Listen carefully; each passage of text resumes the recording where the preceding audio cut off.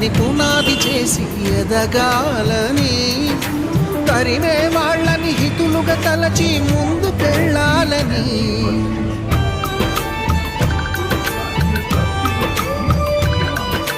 కన్నుల నీటిని కలల సాగుకై వాడుకోవాలని, కాల్చే నిప్పుని ప్రమిదగా మలచి కాంతి పంచాలని, గుండెతో ధైర్యం చెప్పెను, చూపుతో మార్గం చెప్పెను, అడుగుతో గమ్యం చెప్పెను. నేనున్నానని, నేనున్నానని, నీకేం కాదని, నిన్నటి రాతని మార్చేస్తానని.